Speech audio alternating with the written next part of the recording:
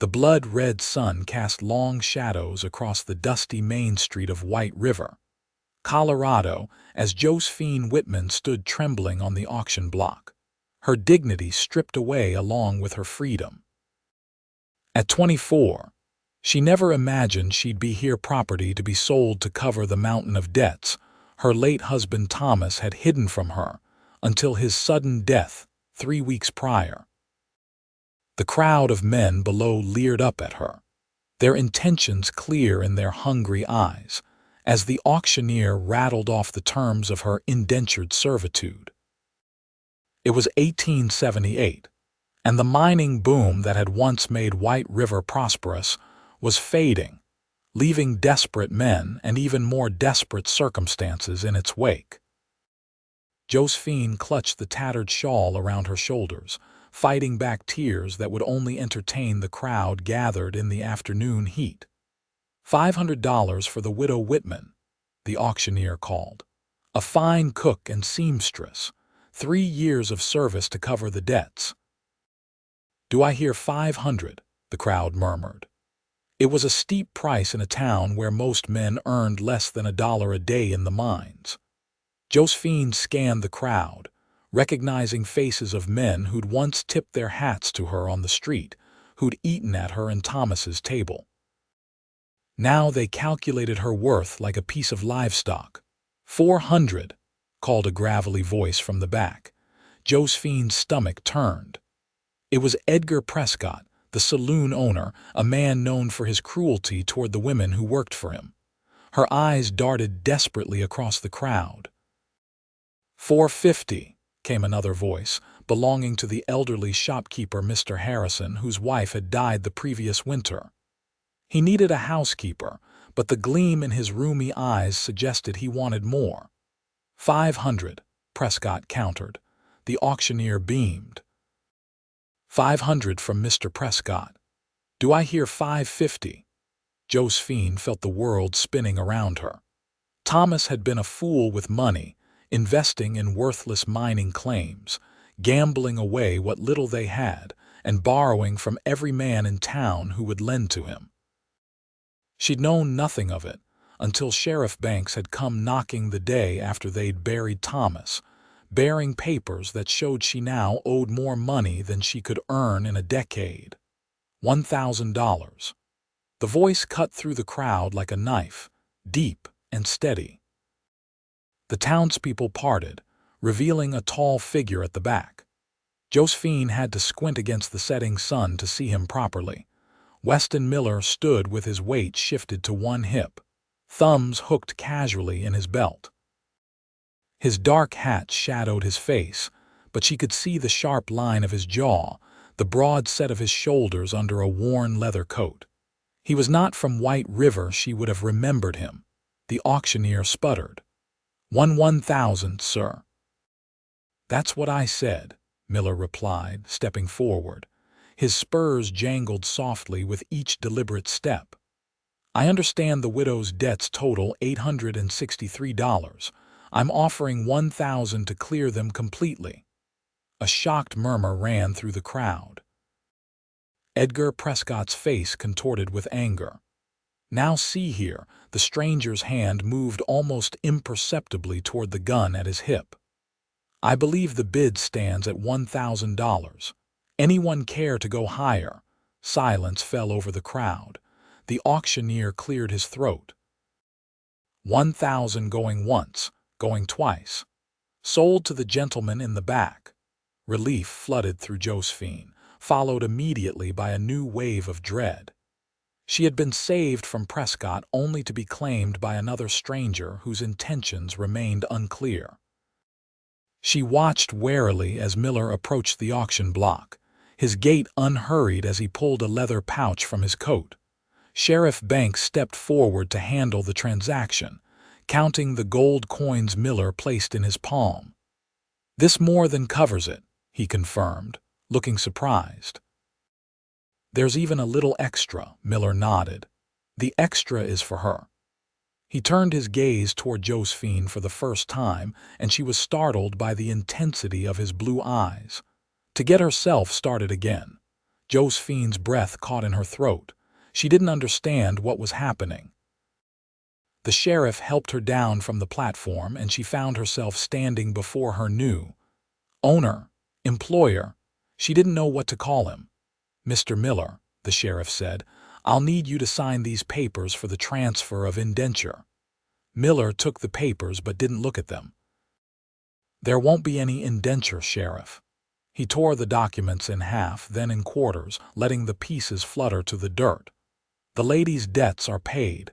She's free to do as she pleases." Josephine stared at him in disbelief.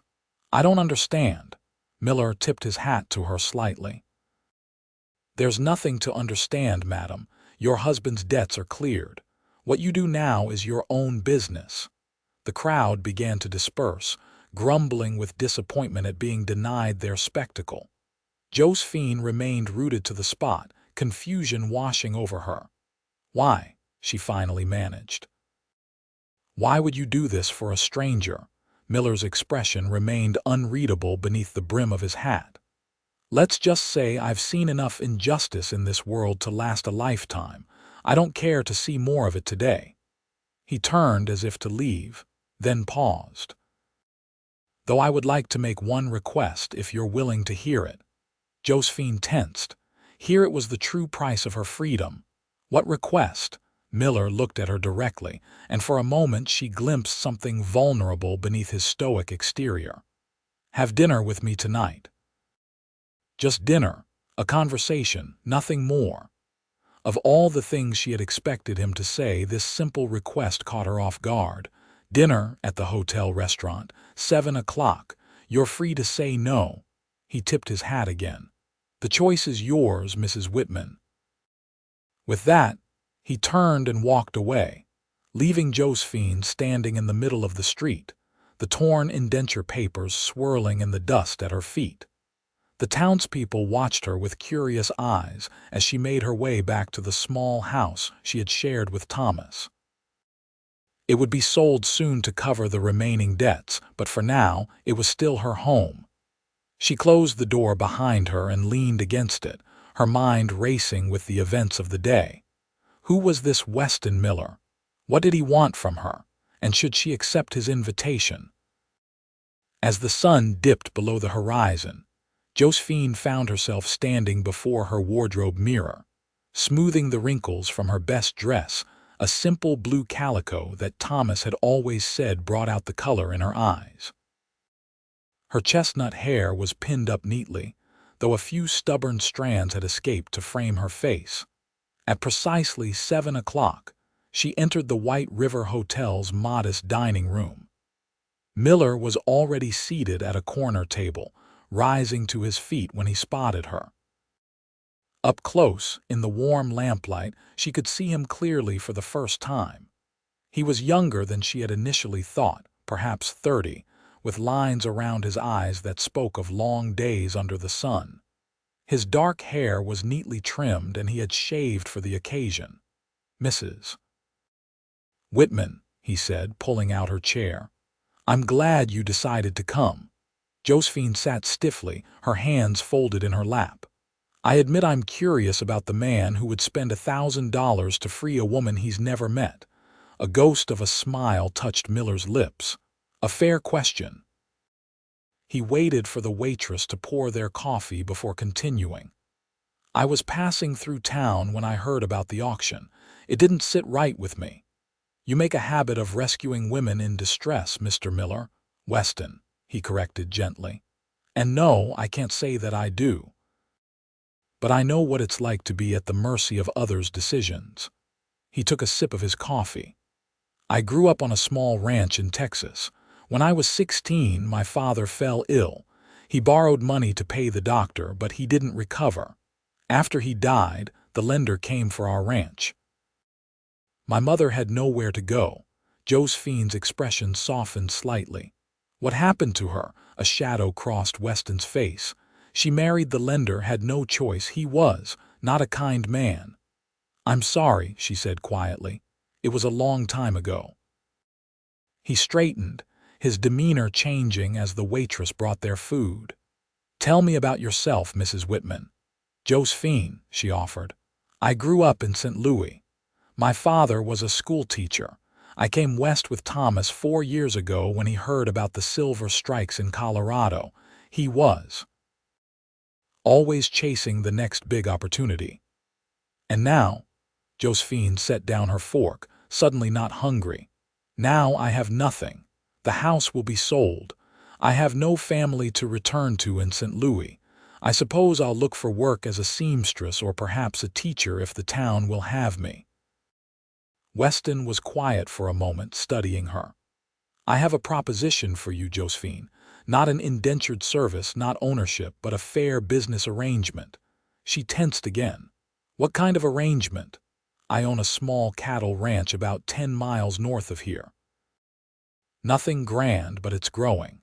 I need someone to manage the household, cooking, cleaning, that sort of thing. It would be a paid position with your own private quarters. When you've saved enough or decided what you want to do next, you're free to go. Josephine eyed him skeptically. And why would you offer this to me? Weston met her gaze directly. Because I think we might be able to help each other. I need someone reliable and you need a fresh start. Are there other workers on this ranch of yours? 2 cowhands. Brothers, the Jacksons. They have a cabin of their own on the property. They're good men. Josephine considered his offer. It seemed too good to be true, which made her wary, but what choice did she have? Her options in White River were limited, especially now that she'd made enemies of men like Edgar Prescott. I'd want to be clear about the terms, she said finally. My duties, my pay, the length of my commitment. Weston nodded. Of course, I'll draw up a proper contract. You can have the town lawyer look it over if you wish. And this is truly just employment. Nothing more is expected. His expression turned serious. Nothing more, Josephine. You have my word. She took a deep breath. When would I start? I'll be heading back to the ranch the day after tomorrow. That would give you time to settle your affairs here. Josephine thought of the small house filled with memories, most of them painful. Perhaps a clean break was exactly what she needed. Very well, Mr. Miller, I accept your proposition. Weston extended his hand across the table. Then we have an agreement. As Josephine placed her hand in his, she couldn't help but notice how warm his palm was against hers, how gentle his grip, despite the calluses that spoke of years of hard work. For the first time in weeks, she felt a flicker of hope. 2 days later, Josephine stood on the porch of the house she had shared with Thomas, a single trunk containing all her remaining possessions at her feet. The house had sold quickly to a young couple new to town, eager for their own fresh start. The money had gone to the last of Thomas's creditors. Weston arrived promptly at 9 o'clock, driving a wagon loaded with supplies. He hopped down to load her trunk, tipping his hat in greeting. Ready? He asked. Josephine took one last look at the house. Despite the hardships, there had been good times too. Quiet evenings by the fire. Dreams of children who never came. Thomas had been charming and full of ambitious plans, even if those plans had ultimately led to ruin.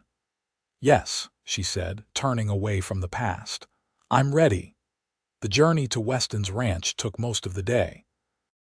As they traveled, the landscape changed from the mining town's cluttered buildings to rolling hills dotted with pine and aspen. Josephine found herself relaxing as White River faded behind them, the weight of judgment and whispers lifting from her shoulders.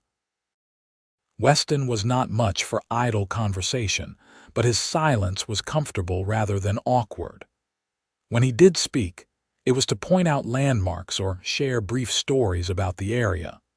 He handled the team of horses with confident ease, his movements economical and precise. There it is, he said finally, as they crested a hill in the late afternoon. Miller's Rest. Below them stretched a modest but well-maintained ranch. A sturdy 2-story house painted white stood near a large barn and several corrals.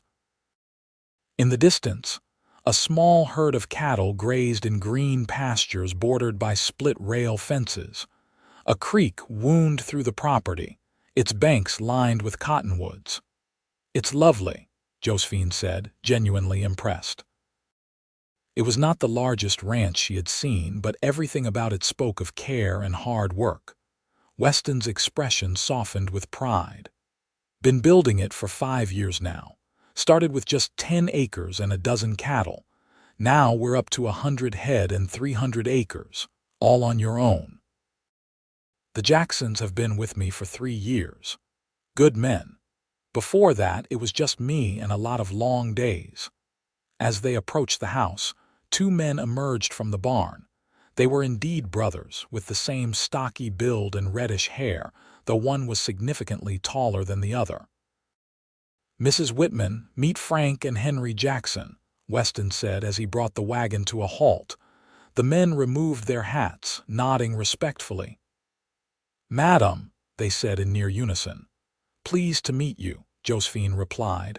Frank, the elder of the two, spoke up. "We got the room ready like you asked, boss. Put fresh linens on the bed and everything." "Thank you," Weston said, helping Josephine down from the wagon. "Mrs. Whitman will be joining us as the housekeeper." The brothers exchanged a quick glance that Josephine couldn't quite interpret before Frank nodded. "About time we had someone who can cook better than the boss. No offense, Mr. Miller." Weston's mouth quirked in a half-smile. "None taken. My cooking's kept us alive, but that's about all I can say for it." He led Josephine into the house, carrying her trunk with ease. The interior was surprisingly spacious and well-constructed, if sparsely furnished. A large common room with a stone fireplace opened to a dining area and kitchen. A staircase led to the second floor. "Your room is up here," Weston said, leading her upstairs. "Mine's at the other end of the hall and there's a spare room between. Thought you might like your privacy." He opened a door to reveal a pleasant bedroom with a neatly made bed, a dresser, washstand, and a window overlooking the pastures. It was simple but clean, with curtains that looked recently hung. "It's perfect," Josephine said, genuinely touched by the effort. Weston set down her trunk. "The bathroom's down the hall. We've got running water from a windmill pump. Quite proud of that setup, actually. Hot water still requires heating on the stove, though.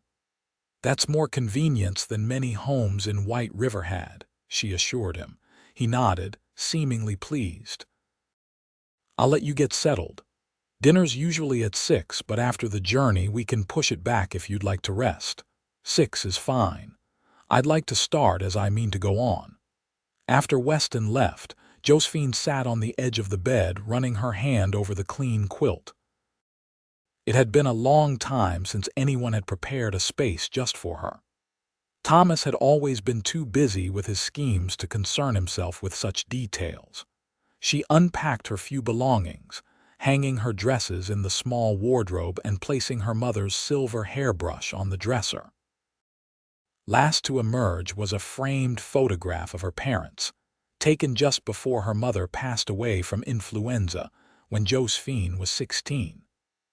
Her father had followed 3 years later, leaving her alone in the world until Thomas had swept into her life with his dreams of Western fortunes.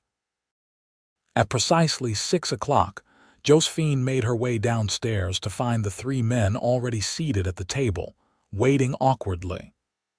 "We weren't sure if we should start," Henry explained, his face reddening slightly. "I apologize for keeping you waiting," Josephine said, moving toward the stove where a pot of what appeared to be stew was simmering. "Let me serve dinner." "You're not keeping anyone waiting," Weston corrected gently. "It's your first day. I wouldn't expect you to cook tonight." "I don't mind," she insisted, finding bowls in a nearby cupboard. "I'd like to be useful right away." The meal was simple but surprisingly tasty, a beef stew that Weston had prepared before leaving for town. The conversation flowed more easily than Josephine had expected. with the Jackson brothers sharing stories about cattle drives and local gossip. Mrs. Peterson over at the Dixon Creek Ranch is convinced a mountain lion's been taking her chickens, Frank said between bites. Turns out it was just her own dog digging under the coop, Henry laughed. That woman would blame a mountain lion for rain on her laundry day. Josephine found herself smiling, drawn in by their easy camaraderie. Weston was quieter, but she caught him watching her with an expression she couldn't quite read whenever he thought she wasn't looking. After dinner, the brothers bid them good night and headed for their cabin. Josephine began clearing the dishes despite Weston's protests. "I insist," she said. "It's what you've hired me for, after all." Weston leaned against the kitchen counter, arms crossed. "About that, I meant to give you this before dinner." He pulled a folded paper from his pocket. "The contract we discussed. My terms are there, including your wages. If anything doesn't suit you, we can discuss changes." Josephine wiped her hands on a towel and accepted the document. The terms were more than fair room and board plus $20 a month, a half day off each week, and the freedom to terminate the arrangement with 2 weeks' notice from either party. It was significantly more generous than what most housekeepers would receive. "This is very fair," she said, looking up at him with curiosity. "More than fair, actually." Weston shrugged. "The ranch is doing well. No reason not to pay a proper wage for proper work." She studied him for a moment. "You're not what I expected, Mr. Miller, and what did you expect?" Josephine hesitated. "I'm not sure. When a man pays $1,000 at an auction, one naturally wonders about his motivations." Weston's expression grew serious. "I meant what I said in town. No one should be sold to cover someone else's mistakes." He paused. "But I'll admit there was another reason I wanted you to come here." Josephine tensed slightly. "Oh." His blue eyes met hers directly. "I'm a straightforward man, Mrs. Whitman. I believe in speaking plainly. The truth is, I've built this ranch from nothing into something I'm proud of. But a house isn't a home, not really. I've watched it sit empty day after day while I work the land." "Mr. Miller," he held up a hand. "Please let me finish. I'm not proposing anything improper. I respect you too much for that. What I'm saying is that I hope, over time, you might come to see this place the way I do as somewhere worth staying. And perhaps, someday, you might consider making it your home not as my housekeeper, but as my wife." Josephine's breath caught in her throat. "Your wife? But you hardly know me." "I know enough," he said simply. "I know you've faced hardship with dignity. I know you're kind. I saw it in how you spoke to the Jackson boys. I know you're strong. You'd have to be to survive what you've been through. And what if I never feel that way about you?" Weston's smile was tinged with sadness.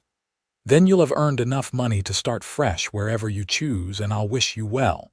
No obligations, no expectations, just an open door if you decide to walk through it." Josephine didn't know how to respond. After Thomas's death and the humiliation of the auction block, romance was the furthest thing from her mind. And yet, there was something about Weston Miller's quiet strength and honesty that touched her. "I appreciate your candor," she finally said, "but I can't make any promises." "I'm not asking for promises," he replied. "Just the chance to show you what kind of life we might build together. The rest will happen as it happens." With that, he bid her good night and left her alone in the kitchen, her thoughts in turmoil. The days fell into a rhythm at Miller's Rest. Josephine rose early to prepare breakfast before the men headed out to work the cattle. She spent her mornings cleaning the house, tending to a small kitchen garden she had started, and preparing the midday meal. Afternoons were for laundry, mending, and baking. By the time the men returned for dinner, the house was filled with the aroma of fresh bread or pie, the floors swept, and the laundry neatly folded. Weston never mentioned his proposal again. though Josephine often caught him watching her with that same unreadable expression. He was unfailingly polite, always thanking her for meals and asking if she needed anything for the house. Sometimes they would sit on the porch after dinner, watching the sunset while he told her stories about the early days of the ranch, or she spoke of her childhood in St. Louis. As spring turned to summer, Josephine found herself settling into life at Miller's Rest more comfortably than she had anticipated. The Jackson brothers treated her with respectful friendliness, often bringing her wildflowers they found while checking the herd or saving special bits of news from their trips into town to share with her.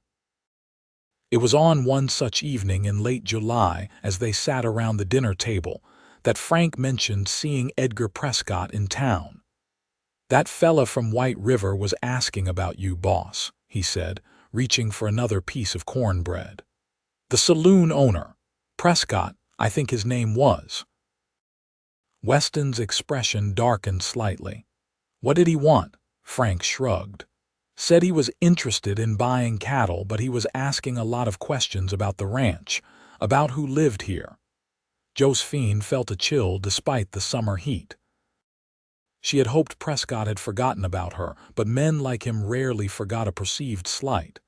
"He's not interested in cattle," she said quietly. "He's still angry about the auction." Weston's jaw tightened. "Well, he won't find any satisfaction here." "Frank, Henry, keep an eye out when you're in town. I don't trust that man." The brothers nodded solemnly, and the conversation moved on to other topics. But later that night, as Josephine was finishing the dishes, she heard the unmistakable sound of a rifle being loaded.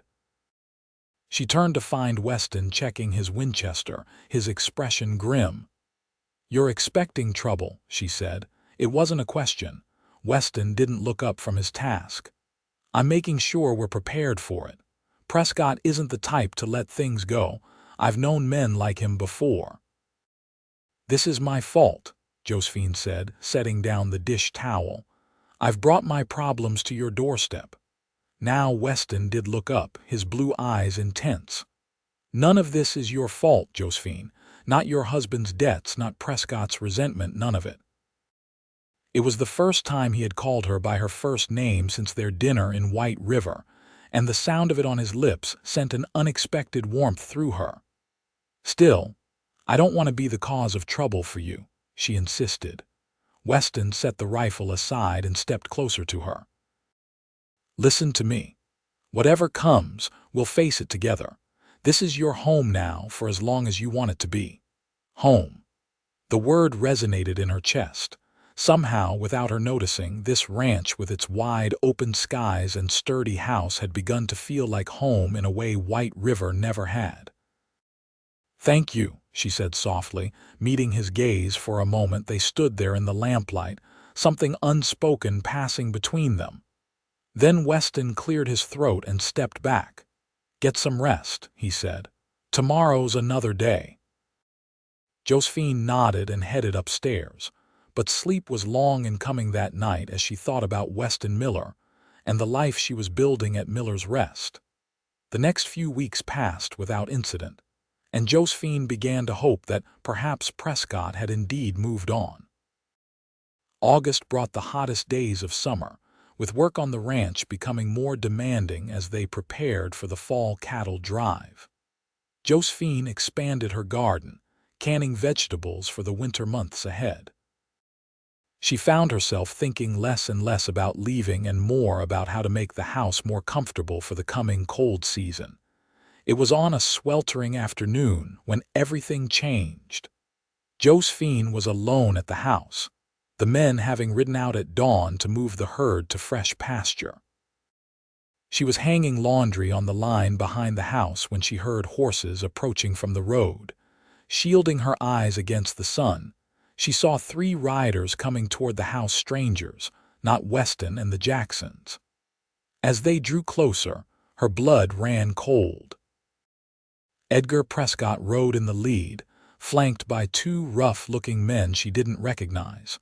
Josephine dropped the wet sheet she had been holding and hurried toward the house, but Prescott had already seen her. He spurred his horse forward, cutting off her path to the back door. "Well, if it isn't the widow Whitman," he drawled, his thin lips curling into a smile that didn't reach his eyes. "Living quite comfortably, I see." Josephine lifted her chin, refusing to show fear despite her racing heart. "What do you want, Mr. Prescott?" "Just paying a social call on an old friend," he said, dismounting. His companions remained on horseback, watching silently. "I was mighty disappointed when our business arrangement in White River fell through." "There was no arrangement," she replied coldly. "And you're trespassing on private property." Prescott chuckled, taking a step toward her. "Is that any way to treat a visitor? I thought your fancy cowboy would have taught you better manners by now." "Mr. Miller and his men will be back any minute," she warned, though she knew it wasn't true. "They wouldn't return until dusk." "No, they won't," Prescott said, his smile widening. "They're miles away with the herd. We made sure of that before coming here." Josephine felt the first stirrings of real panic. She glanced toward the house, calculating her chances of reaching the door before Prescott could catch her. "I wouldn't if I were you," Prescott said, following her gaze. "Jeb, there is a quick shot. Be a shame if you got hurt trying to run." "What do you want?" she asked again, her mouth dry with fear. Prescott took another step closer. "I paid good money for you in White River, only to have that cowboy steal you away. I figure you owe me some compensation for my disappointment." "I owe you nothing," Josephine said, backing away slowly. "The auction was legal and Mr. Miller's bid was higher." "Maybe so," Prescott conceded. "But I'm a businessman, Mrs. Whitman. I don't like losing investments." "So here's what's going to happen. You're going to come with us nice and quiet like back to White River, where you'll work at my saloon to repay what I lost. Or," he gestured toward the house, "we could burn this pretty ranch to the ground and wait for your cowboy to come home to the ashes." Josephine's mind raced. She couldn't let them destroy Weston's home, everything he had worked so hard to build. But the thought of going with Prescott filled her with dread. She knew what happened to women who worked in his saloon. It was no secret in White River. "You won't get away with this," she said, playing for time. "Sheriff Banks won't allow it." Prescott laughed. "Sheriff Banks is 3 days' ride away and has no jurisdiction here. Now make your choice, Mrs. Whitman. Come quietly or watch this place burn." Before Josephine could respond, a shot rang out, kicking up dust at Prescott's feet. He jumped back, cursing. "I believe the lady asked you to leave." Weston's voice carried clearly from the edge of the yard. He stood beside his horse, rifle raised and aimed steadily at Prescott. Frank and Henry emerged from behind the barn, their own weapons trained on Prescott's companions. Prescott's face contorted with fury. "This isn't your business, Miller. You're on my land, threatening what's mine," Weston replied, his voice deadly calm. "That makes it my business." Josephine's heart leapt at the sight of him, at the certainty in his voice when he called her mine. She hadn't realized until that moment how much she had come to depend on his steady presence, his quiet strength. Prescott glanced at his companions, who had raised their hands, clearly unwilling to test their odds against 3 armed men. "You can't watch her every minute of every day," he snarled. "No," Weston agreed, walking closer, his rifle never wavering. "But I can make sure you never come back here again." He stopped a few paces from Prescott. "Now get on your horse and ride out, and if I ever see you anywhere near my ranch or Mrs. Whitman again, I won't be aiming at the dirt." For a tense moment, Josephine thought Prescott might challenge him. But something in Weston's eyes must have convinced him of the futility of such a move. With a final venomous glare, he mounted his horse. "This isn't over," he spat. "Yes," Weston said firmly. "It is." The three men rode away, dust billowing behind them. Josephine sagged with relief, her knees suddenly weak. Weston was at her side in an instant, his arm around her waist to steady her. "Are you all right?" he asked, his voice gentle now, his eyes searching her face with concern. She nodded, unable to speak past the lump in her throat. The fear of the past minutes crashed over her, along with the overwhelming gratitude for his timely arrival. "We saw them heading this way from the North Ridge," Frank explained, coming to stand beside them.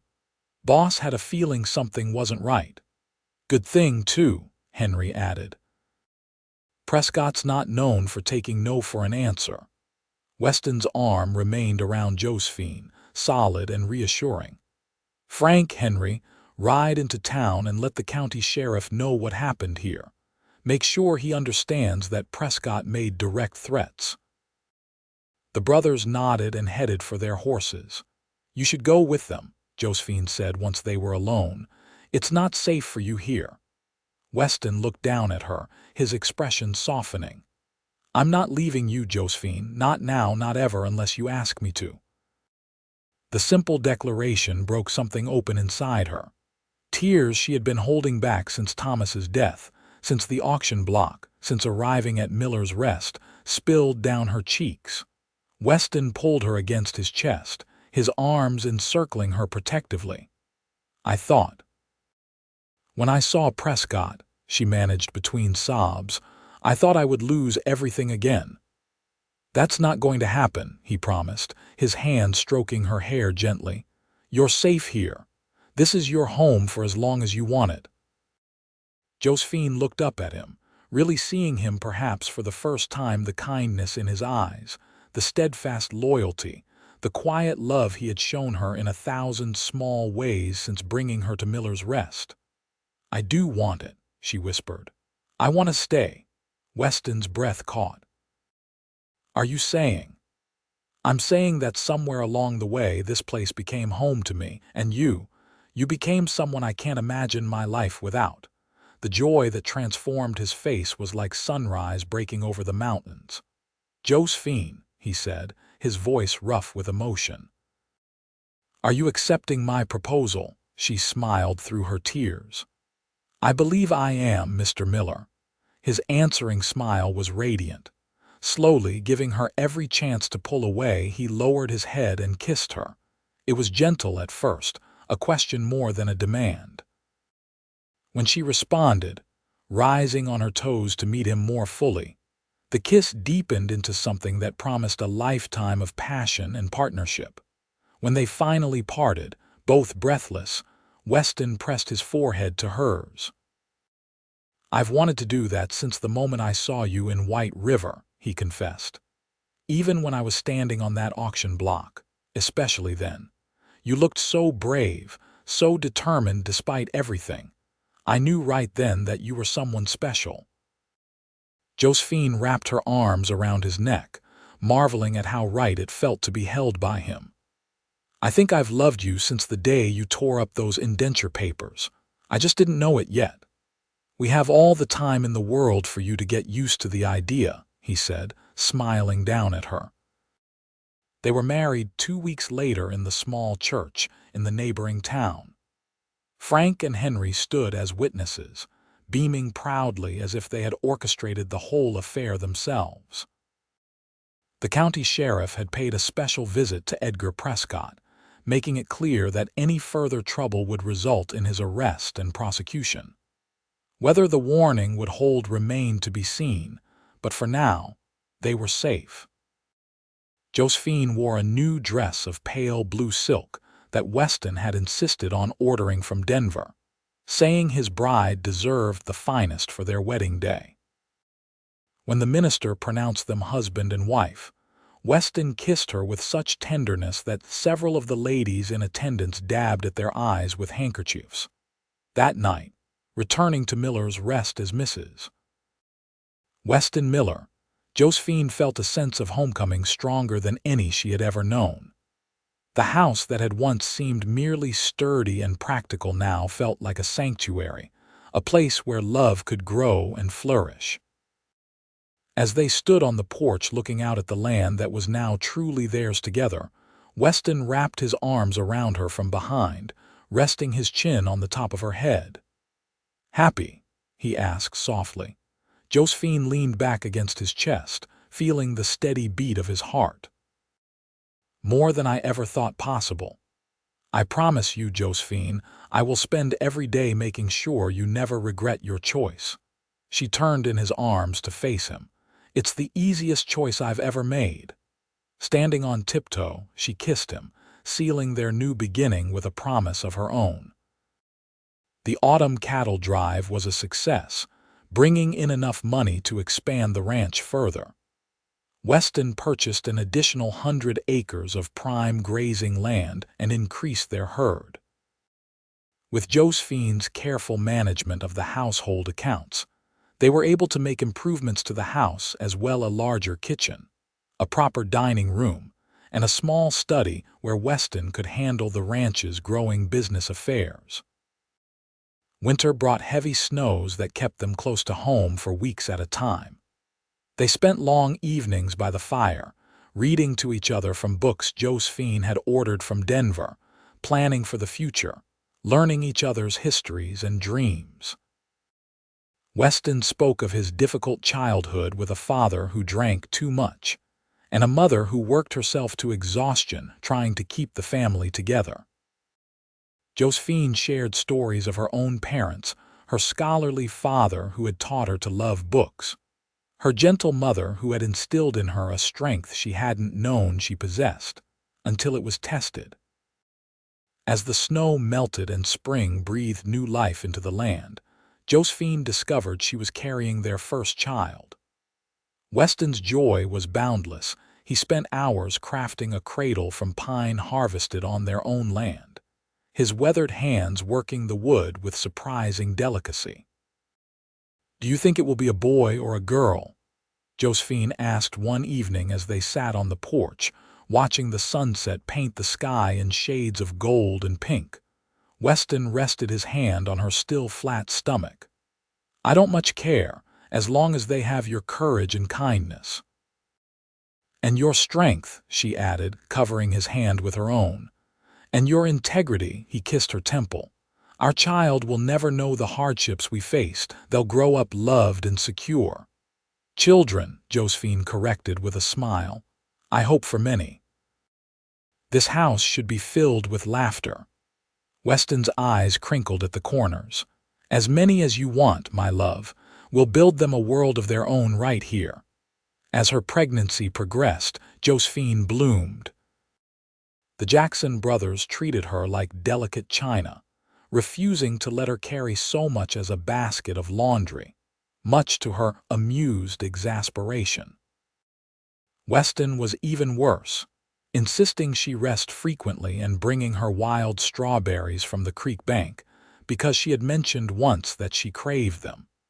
Their son was born on a clear October day, with the aspens glowing gold on the hillsides. They named him William Thomas Miller William for Weston's father, Thomas in memory of Josephine's first husband, who for all his faults had brought her west and ultimately led her to Weston. "He has your eyes," Josephine murmured as they gazed down at their newborn son, his tiny hand wrapped around Weston's finger with surprising strength. "And your determination," Weston replied with a laugh as the baby refused to release his grip. "He's perfect, Josephine. You're perfect." The years flowed like the creek that ran through their property, sometimes rushing forward with excitement, sometimes meandering peacefully, but always moving toward a future they built together. William was joined by a sister, Emma, 2 years later, and another brother, James, the following year. Miller's Rest grew into one of the most prosperous ranches in the territory. They added a large barn, expanded their cattle operation, and even ventured into horse breeding. Frank Jackson eventually married a schoolteacher from town and built a house of his own on a corner of the ranch, while Henry found work as a deputy sheriff, but remained a frequent visitor. Through it all, Josephine and Weston's love deepened and matured, weathering the inevitable storms that came their way: drought years that threatened the herd, an injury that kept Weston bedridden for months. The winter Emma fell ill with pneumonia, and they feared they might lose her. Each challenge only strengthened the bond between them, like gold refined in fire. On their 10th anniversary, Weston surprised Josephine with a gold locket containing miniature portraits of their 3 children. "It's beautiful," she said, touching it reverently as he fastened it around her neck. "Not half as beautiful as what you've given me," he replied, drawing her into his arms. "A family, a home, a purpose greater than myself. When I saw you on that auction block 10 years ago, I knew I had to save you. What I didn't know was that you would save me too." Josephine leaned into his embrace, still marveling at how perfectly they fit together after all these years. "We saved each other, and built something neither of us could have created alone." As the sun set on Miller's Rest, painting the sky in colors no artist could capture, Josephine thought about the strange, painful journey that had led her here. Thomas's death, the auction block, the fear and uncertainty, all of it had been necessary to bring her to this moment, this life, this love. She wouldn't change a single step of the path that had led to Weston's arms. "What are you thinking about?" he asked, brushing a strand of hair from her face. Josephine smiled up at the man who had purchased her freedom only to give her his heart. "I'm thinking that sometimes the hardest endings lead to the most beautiful beginnings." Weston's eyes, still as blue and steady as the day they met, crinkled at the corners. "And our beginning has led to the most beautiful life I could have imagined." "It's not just a beginning anymore," she said, stretching up to kiss him. "It's our forever." And as their lips met, with the sounds of their children's laughter drifting from the house and the vast Colorado sky stretching above them, Josephine knew she had found what every heart seeks: a love strong enough to weather any storm. A home built not of timber and nails but of trust and devotion, and a future limitless with possibility. 5 years later, on a crisp autumn morning much like the day they had wed, Josephine stood on the porch of their expanded home watching Weston teach William to rope a calf in the corral. At 15, their eldest son was already showing his father's skill with cattle and his mother's thoughtful nature. Emma, 13 now and growing more beautiful by the day, sat nearby sketching the scene, while 10-year-old James raced around the yard with their youngest, 3-year-old Rebecca, who had been an unexpected but joyous addition to their family. Miller's Rest had grown beyond even Weston's ambitious dreams. The original 300 acres had expanded to over 1,000, with 500 head of cattle, a prized horse breeding program, and a reputation throughout Colorado Territory as one of the finest operations around. The main house now boasted 2 wings added to the original structure, providing ample room for their growing family and frequent guests. "Mama, look," Rebecca called, her dark curls bouncing as she held up a wildflower she had found. Josephine smiled, descending the porch steps to accept the treasure from her youngest. "It's beautiful, darling. Shall we press it in my book?" Rebecca nodded enthusiastically, slipping her small hand into her mother's as they walked back to the house together. At 40, Josephine retained the beauty that had first caught Weston's eye, though silver now threaded through her chestnut hair and fine lines marked the corners of her eyes. Lines Weston insisted were a map of their happiness together. Inside, Josephine helped Rebecca place the flower between the pages of a large leather-bound volume on the parlor shelf.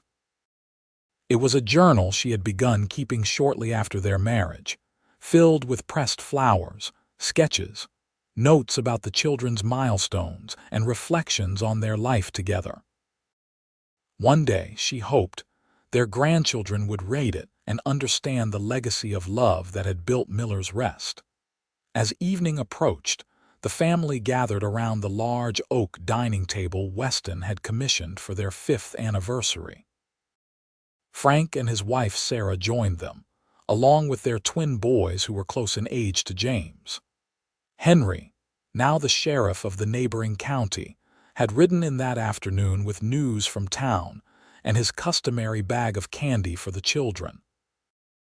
"I saw Edgar Prescott today," Henry mentioned casually as they finished dinner. Josephine felt Weston tense beside her. Though 15 years had passed since their confrontation with Prescott, the man's name still brought back unpleasant memories. "What's he doing in these parts?" Weston asked, his voice carefully neutral for the children's sake. Henry shrugged. "Passing through on his way to California, apparently. Lost his saloon in White River years ago. Looks like drink and gambling got the better of him. He's a shell of the man he was." "Good riddance," Frank muttered. Josephine placed her hand over Weston's on the table. "It doesn't matter anymore," she said softly. "That was another lifetime ago." Weston's fingers intertwined with hers, his thumb brushing over her wedding band. "You're right," he agreed, the tension leaving his shoulders. "What matters is here and now." After the children were tucked into bed and their guests had departed, Josephine and Weston sat together on the porch swing he had built when she was pregnant with Emma. The night was clear, stars scattered like diamonds across the velvet sky, the air carrying the first hints of winter's approach. "I've been thinking," Weston said, his arm around her shoulders keeping her warm against the evening chill. "Always a dangerous pastime," she teased, leaning into his solid warmth. He chuckled, the sound rumbling pleasantly against her ear. "William's getting old enough to take on more responsibility with the ranch. I thought perhaps next spring you and I might take a trip." Josephine looked up at him in surprise. In 15 years of marriage they had rarely traveled far from Miller's Rest together. "A trip? Where?" "I was thinking St. Louis," he said. "You've often spoken of showing me where you grew up, and then maybe on to New York. I hear they've built a statue in the harbor that's quite something to see." "Weston Miller," she said, sitting up to look at him properly. "Are you proposing an adventure?" His smile was still youthful despite the gray at his temples and the weathered lines of his face. "I'm proposing that it's time we saw a bit more of the world together, now that the children are older and the ranch is stable. We've worked hard, Josephine. Perhaps it's time to enjoy some of the fruits of that labor." Josephine cupped his cheek, feeling the familiar rough texture of his skin beneath her palm. "Have I told you lately that I love you?" "Not in the last few hours," he replied, turning his head to kiss her palm. "Well, I do. More today than yesterday, and not as much as I will tomorrow." Weston pulled her close again, his lips finding hers in a kiss that still held all the passion of their early days together. When they parted, he rested his forehead against hers, a gesture that had become their own private sign of connection over the years. "Do you ever think about that day in White River?" he asked. "The auction?" Josephine considered the question. "Sometimes," she admitted. "Not with fear anymore, but with gratitude. If Thomas hadn't left those debts, if you hadn't been riding through town that day. If you hadn't been brave enough to take a chance on a stranger with a ranch in the middle of nowhere," he added. She smiled. "Then we wouldn't be sitting here now, with 4 beautiful children sleeping upstairs and 15 years of memories behind us." "And many more ahead," Weston promised. "I may have paid your husband's debts, Josephine, but you've repaid me 1,000 times over with your love." As they sat together watching the stars, Josephine reflected on the strange, winding path that had led her to this moment. From the frightened widow on an auction block to the confident, beloved matriarch of Miller's Rest, her journey had been one of transformation. Weston had given her the freedom to become her true self, to grow into the woman she was always meant to be. "Thank you," she said softly. "For what?" for seeing me, really seeing me when no one else did, for asking for my heart instead of my service. Weston's arms tightened around her. "Best deal I ever made," he murmured against her hair, "and I'd do it all again in a heartbeat." As the night deepened around Miller's rest, Josephine closed her eyes and listened to the steady beat of her husband's heart beneath her ear. In a world where nothing was certain, this was her constant, this love that had rescued her from despair. This man who had believed in her worth when she had forgotten it herself. This life they had built together from the ashes of her past. It was more than she had ever dared to dream, and it was enough for a lifetime.